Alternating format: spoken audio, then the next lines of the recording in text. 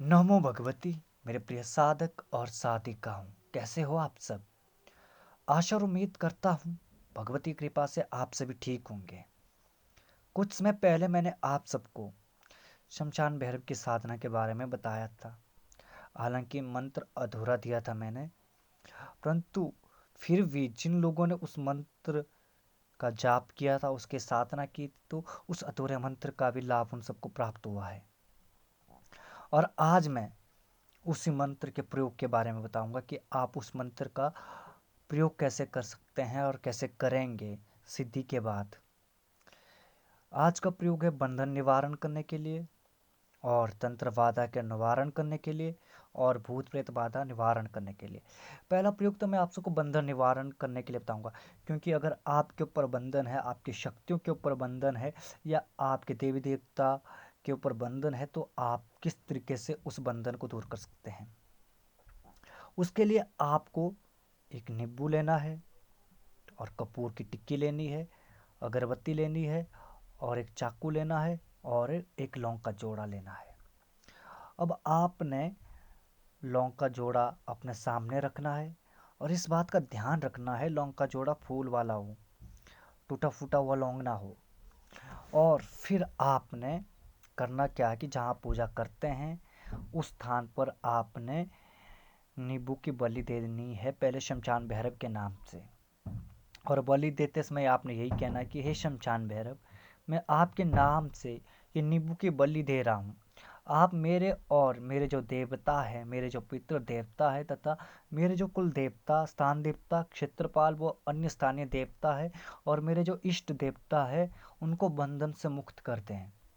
इतना कहने के बाद आपने फिर उस नींबू को एक झटके में काट देना है, और काटने के बाद आपने फिर उस नींबू के सामने एक क्रॉस का निशान शमशान भैरव के नाम लेते हुए बनाना है ज़मीन पर। और उसके बाद आप अपने देवताओं को बुलाइए। आपके जो भी देवता है, आप उनका आह्वान करिए, वे आ जाएंगे तुरंत। और आने के बाद अगर वे आपसे बातचीत नहीं कर रहे हैं, आपको कोई आवाज़ नहीं दे रहे, तो आपने करना क्या है कि शमशान भैरव का नाम लेते हुए अपने देवताओं के सामने चाकू से एक क्रॉस का निशान बनाना है। इससे वे आपसे बातचीत करने लगेंगे। और उसके बाद आपने कपूर को जला देना है, अगरबत्ती जलानी है, और लौंग का जोड़ा हाथ में लेना है, और शमशान भैरव से प्रार्थना करनी है। और थोड़ा सा आपने लड्डू का प्रसाद शमशान भैरव को चढ़ाना है। अगर हो सके तो शमशान भैरव के नाम से थोड़ी सी भी शराब की धार आप दे सकते हैं। और शमशान की जितनी भी शक्तियों को किसी ने बांध के रखा हो या रोक के रखा हो, उन शक्तियों का बंधन कट जाएगा। वे शक्तियाँ बंधन से मुक्त हो जाएगी, है ना। और उसके बाद आपकी वे सारी शक्तियाँ काम करने लग जाएगी, और आप जब उनको बुलाएंगे वो तत्काल आएगी और आपके कार्य को पूर्ण करने लग जाएगी। और इसके अलावा जिस भी तांत्रिक बाबा या अघोरी ने आपकी शक्तियों को कैद करके रखा है, या बांध के रखा है, या उन्हें बंधन में रखा है, वे सभी आज़ाद हो जाएगी और आपके कार्य को करने लग जाएगी। और आप जब लौंग को हाथ में लेंगे और कपूर के ऊपर डालेंगे, आपने यही कहना है कि हे शमशान भैरव, कि शमशान की जितनी भी मेरी शक्तियों को किसी ने बांध के रखा हो या रोक के रखा हो, उन शक्तियों को आप बंधन मुक्त कर दें। और जो मैं बुलाऊंगा, अर्थात कि जब मैं बुलाऊंगा और जो मैं कार्य उनसे बोलूंगा, वो कार्य वो शक्ति करें। और जिस भी तांत्रिक बाबा अघोरी याति ने मेरी उन शक्तियों को कैद करके रखा है, मेरी उन सिद्धियों को, मेरे उन देवी देवताओं को कैद करके रखा है, तो आप उन्हें कैद से आज़ाद कराएं और मेरा कार्य करवाएं। और भोग के रूप में मैं आपको यही दे रहा हूँ, आप इसको स्वीकार करें।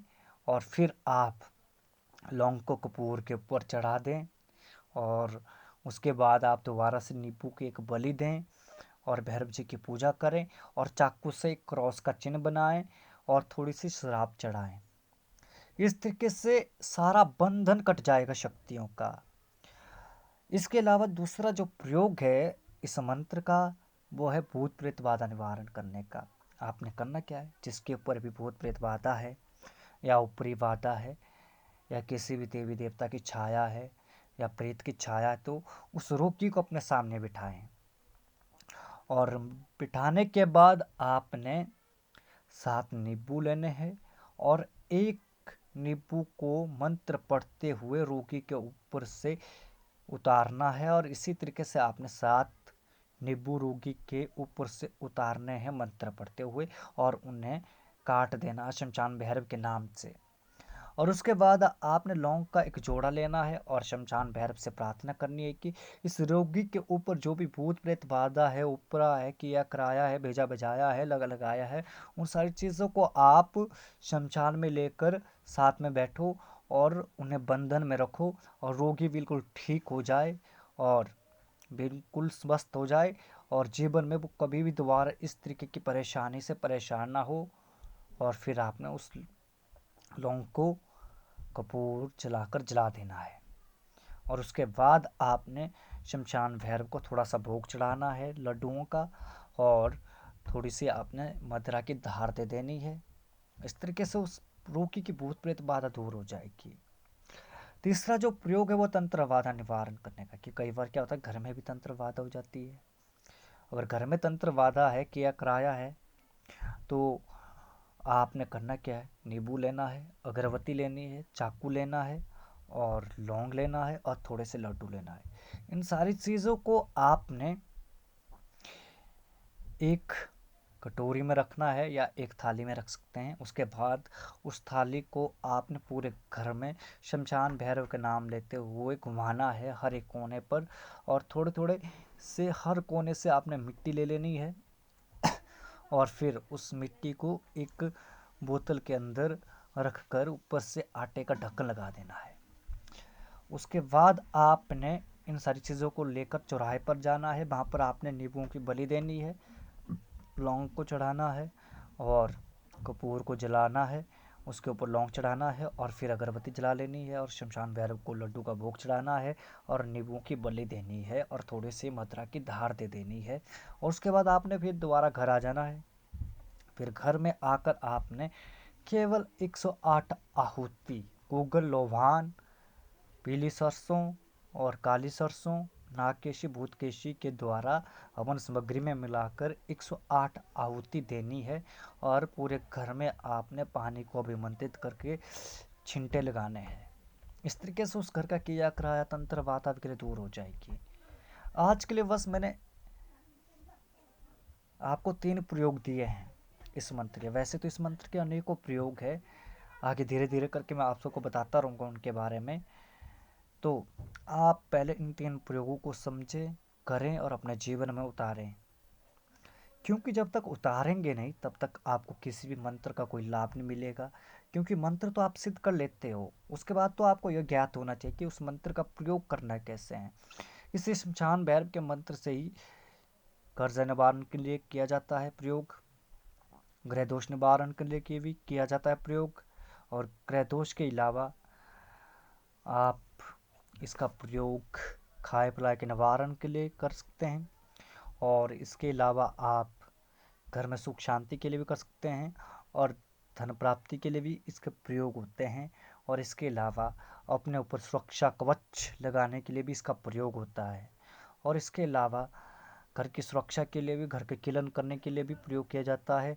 और किसी की विद्या भी बांधनी हो तो इस प्रयोग के माध्यम से बांधी जाती है, इस मंत्र के माध्यम से आप बांध सकते हैं। इसके बहुत सारे प्रयोग है, धीरे धीरे बताऊंगा मैं आपको, जो भी अच्छे अच्छे प्रयोग होंगे इस मंत्र के, उन सारे प्रयोगों को मैं धीरे धीरे आप सबको बताऊंगा। और आज के लिए बस इतना ही। मिलते हैं एक नई वीडियो के साथ, एक नई जानकारी के साथ, एक नए प्रयोग के साथ। तब तक के लिए नमो भगवती।